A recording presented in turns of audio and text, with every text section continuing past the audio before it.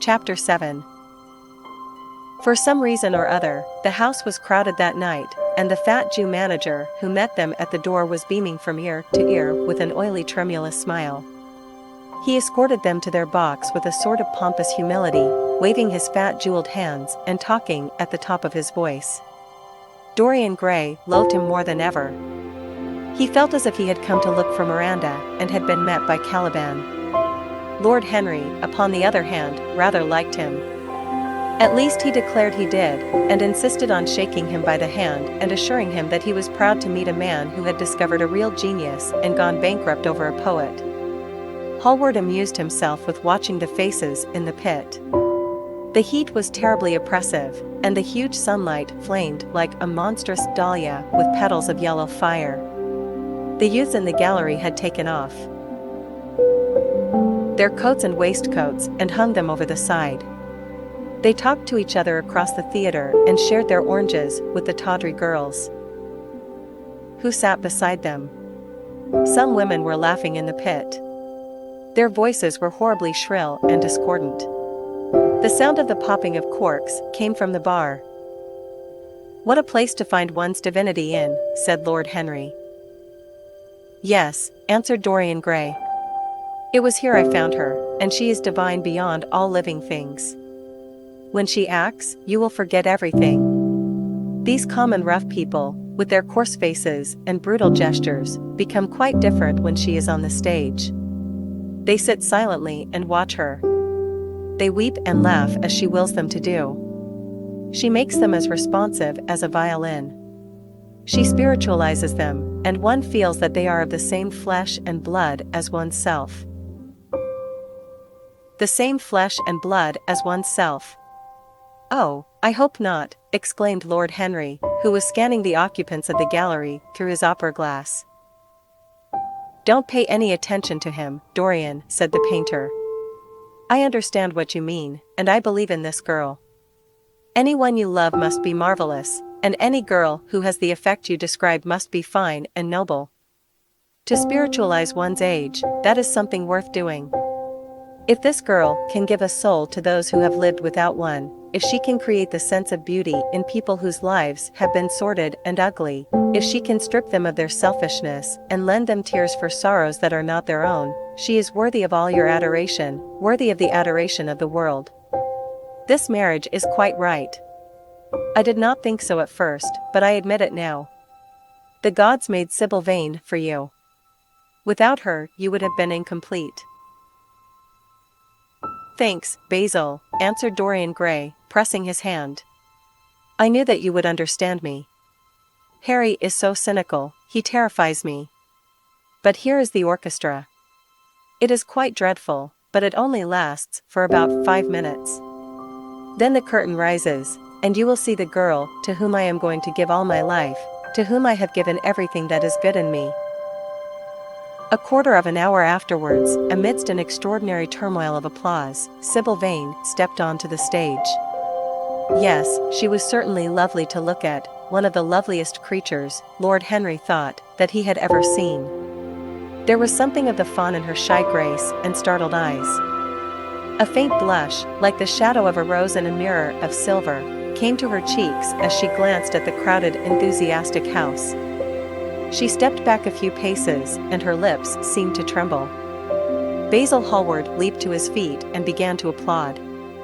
Motionless, and as one in a dream, sat Dorian Gray, gazing at her. Lord Henry peered through his glasses, murmuring, "Charming! Charming!" The scene was the hall of Capulet's house, and Romeo, in his pilgrim's dress, had entered with Mercutio and his other friends. The band, such as it was, struck up a few bars of music, and the dance began. Through the crowd of ungainly, shabbily dressed actors, Sybil Vane moved like a creature from a finer world. Her body swayed while she danced, as a plant sways in the water.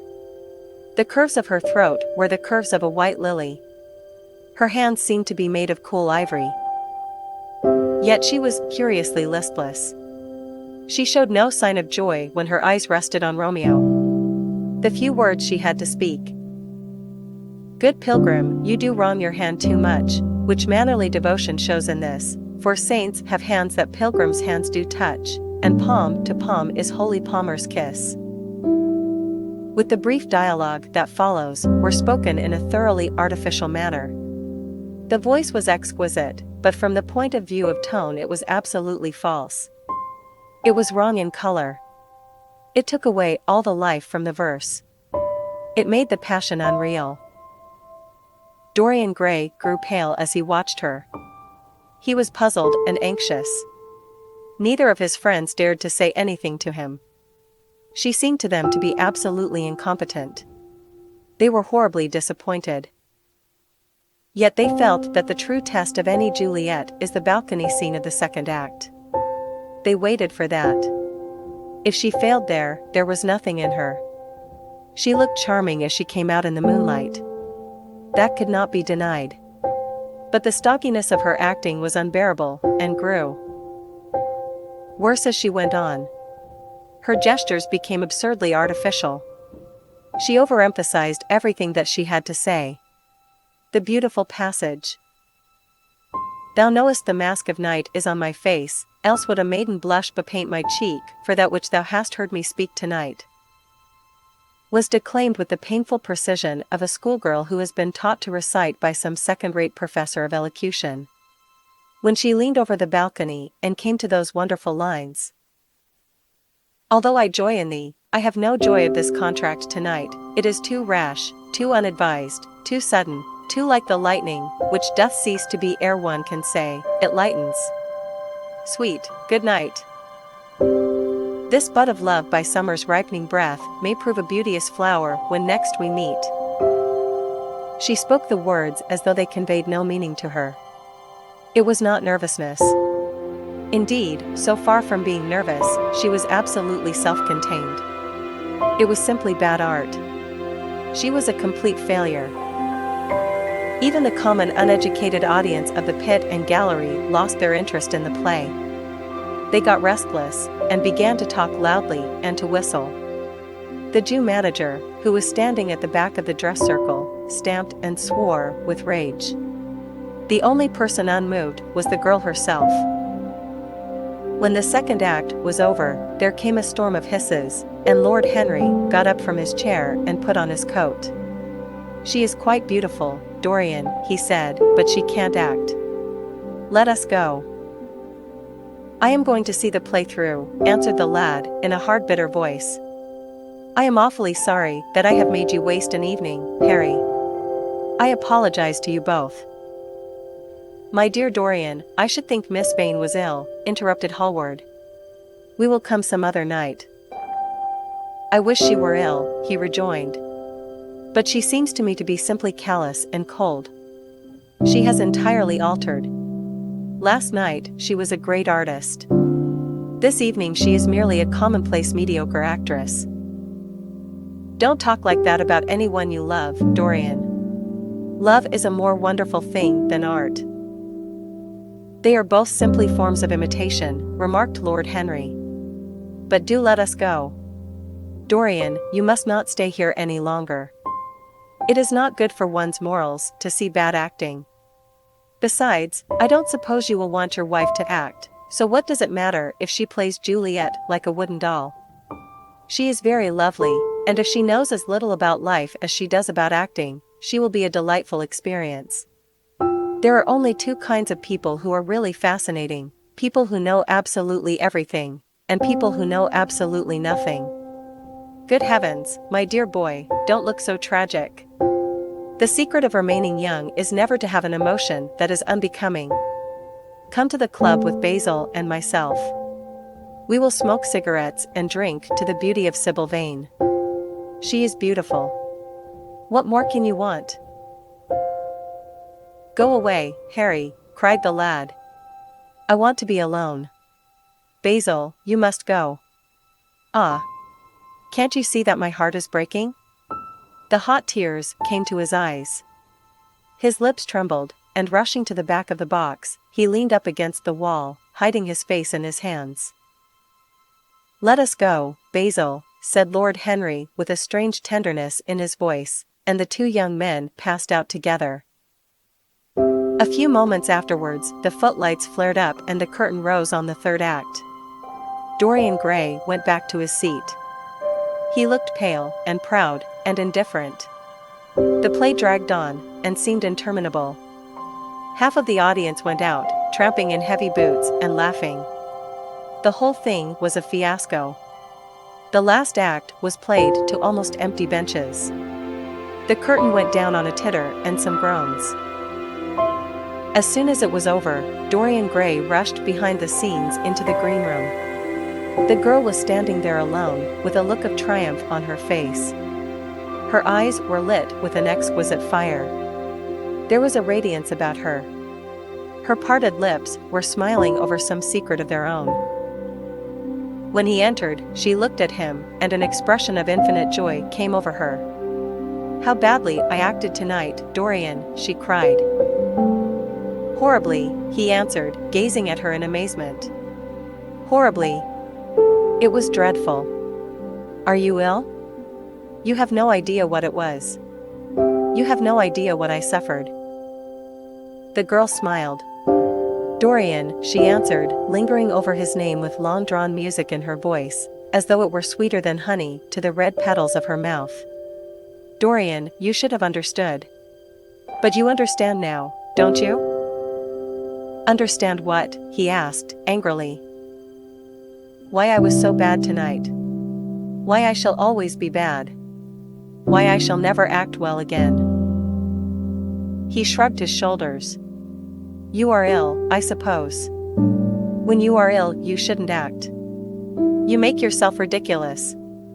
My friends were bored. I was bored." She seemed not to listen to him. She was transfigured with joy.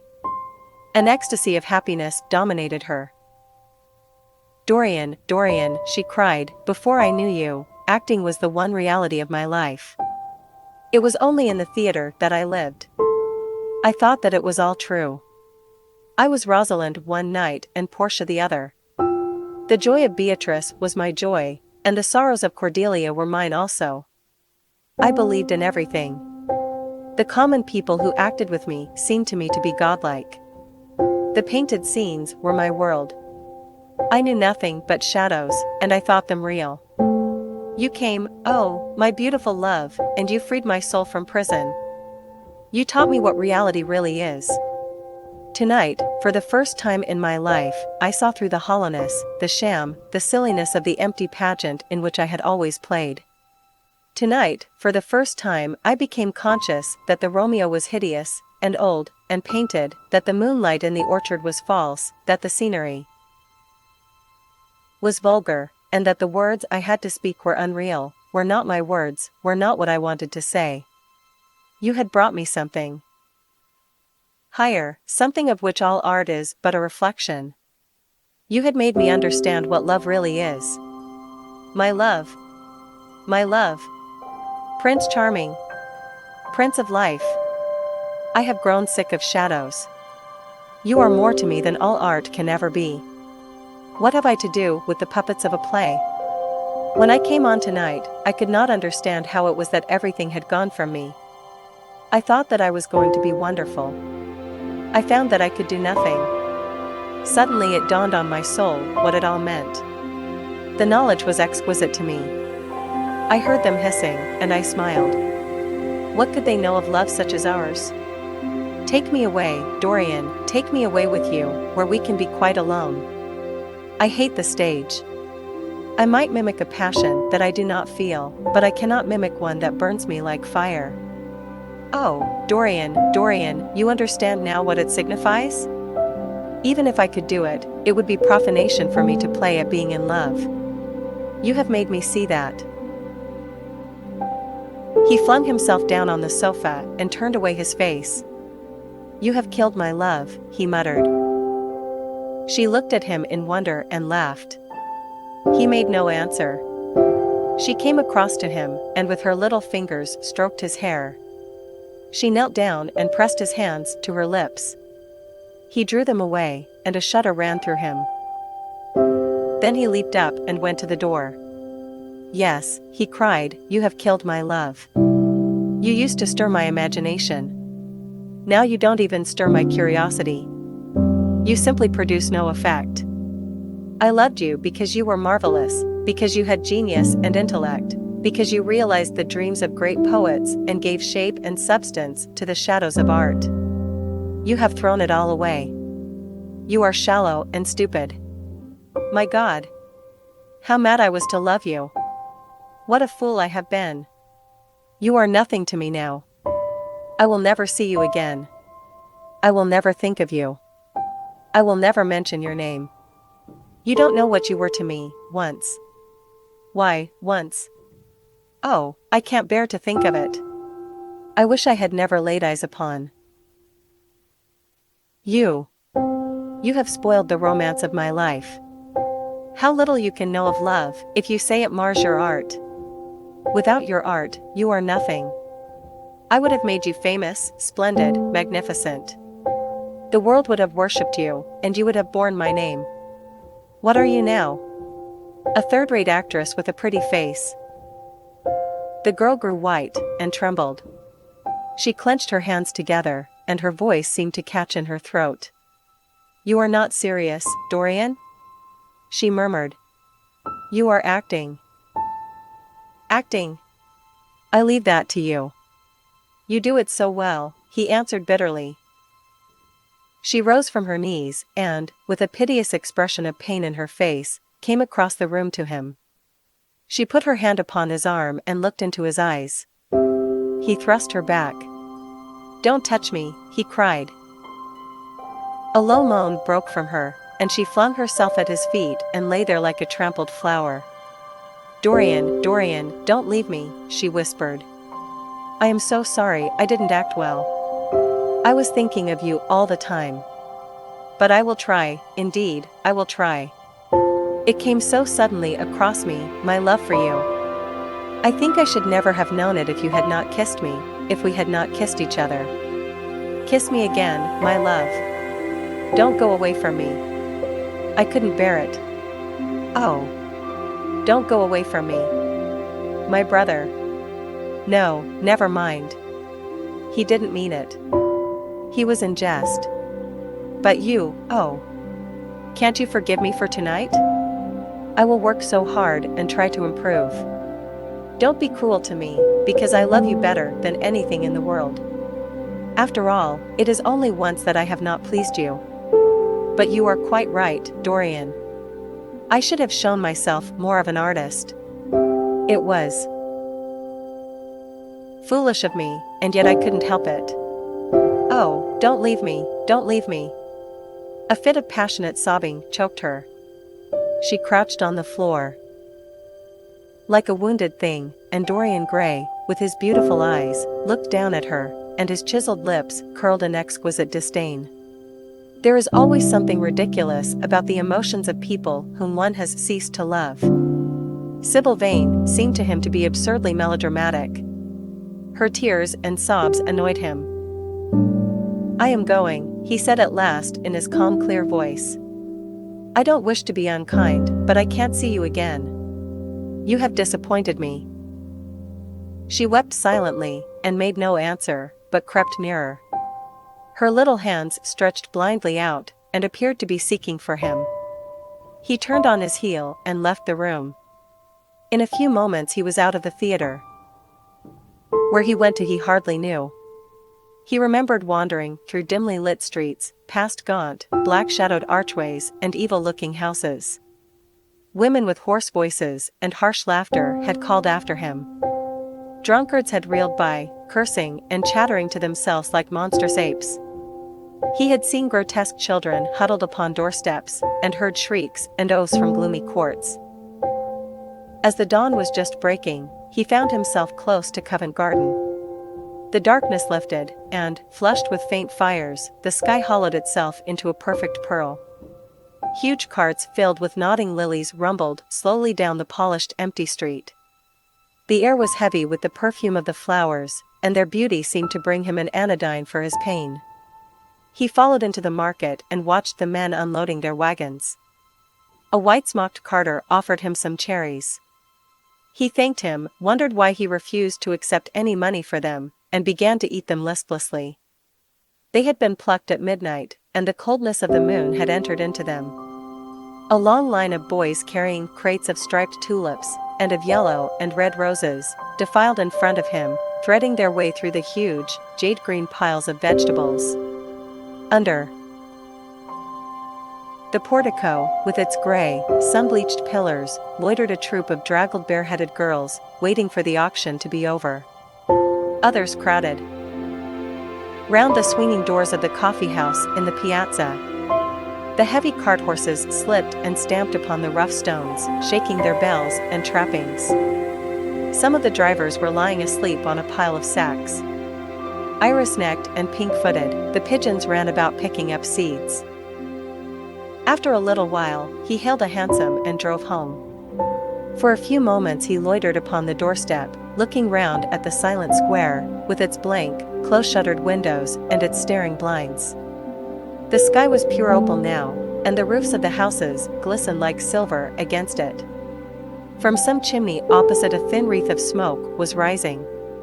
It curled, a violet riband, through the nacre-colored air.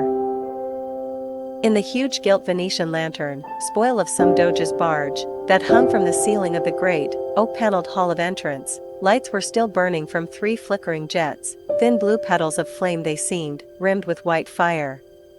He turned them out and, having thrown his hat and cape on the table, passed through the library towards the door of his bedroom, a large octagonal chamber on the ground floor that, in his newborn feeling for luxury, he had just had decorated for himself and hung with some curious Renaissance tapestries that had been discovered stored in a disused attic at Selby Royal.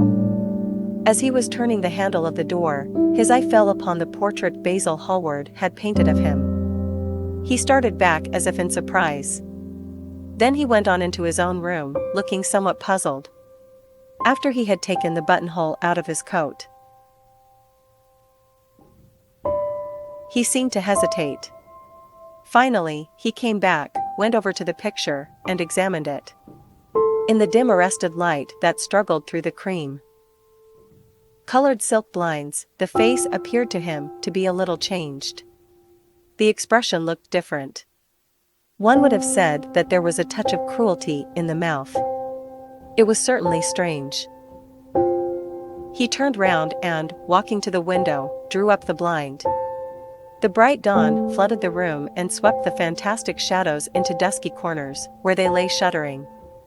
But the strange expression that he had noticed in the face of the portrait seemed to linger there, to be more intensified even.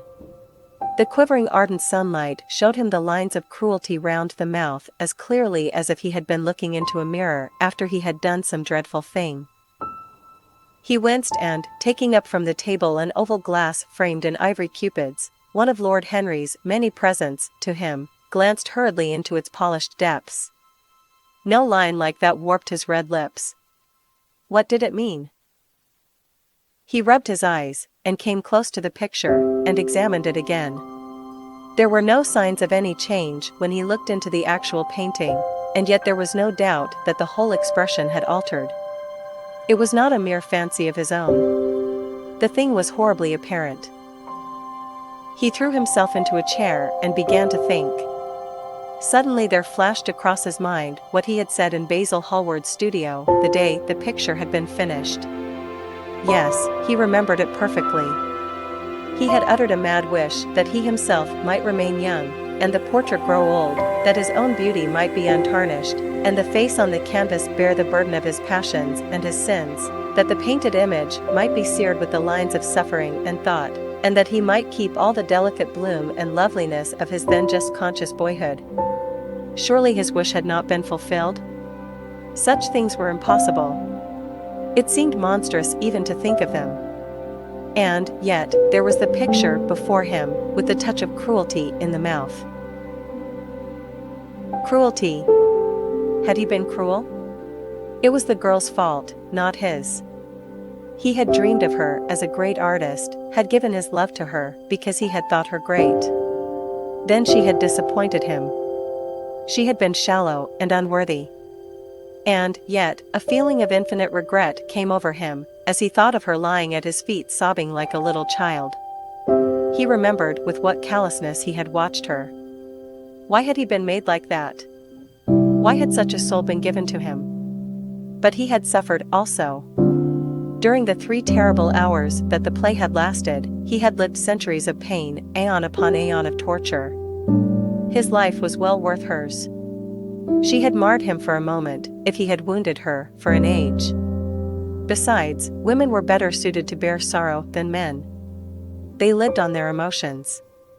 They only thought of their emotions. When they took lovers, it was merely to have someone with whom they could have scenes. Lord Henry had told him that, and Lord Henry knew what women were. Why should he trouble about Sybil Vane? She was nothing to him now. But the picture? What was he to say of that? It held the secret of his life, and told his story. It had taught him to love his own beauty. Would it teach him to loathe his own soul? Would he ever look at it again? No, it was merely an illusion wrought on the troubled senses. The horrible night that he had passed had left phantoms behind it. Suddenly there had fallen upon his brain that tiny scarlet speck that makes men mad. The picture had not changed. It was folly to think so. Yet it was watching him, with its beautiful marred face and its cruel smile. Its bright hair gleamed in the early sunlight. Its blue eyes met his own. A sense of infinite pity, not for himself, but for the painted image of himself, came over him. It had altered already, and would alter more. Its gold would wither into gray. Its red and white roses would die. For every sin that he committed, a stain would fleck and wreck its fairness. But he would not sin. The picture, changed or unchanged, would be to him the visible emblem of conscience. He would resist temptation. He would not see Lord Henry any more, would not, at any rate, listen to those subtle poisonous theories that in Basil Hallward's garden had first stirred within him the passion for impossible things. He would go back to Sybil Vane, make her amends, marry her, try to love her again. Yes, it was his duty to do so. She must have suffered more than he had. Poor child. He had been selfish and cruel to her. The fascination that she had exercised over him would return. They would be happy together. His life with her would be beautiful and pure. He got up from his chair and drew a large screen right in front of the portrait, shuddering as he glanced at it. How horrible, he murmured to himself, and he walked across to the window and opened it. When he stepped out onto the grass, he drew a deep breath. The fresh morning air seemed to drive away all his somber passions. He thought only of Sybil. A faint echo of his love came back to him. He repeated her name over and over again. The birds that were singing in the dew-drenched garden seemed to be telling the flowers about her.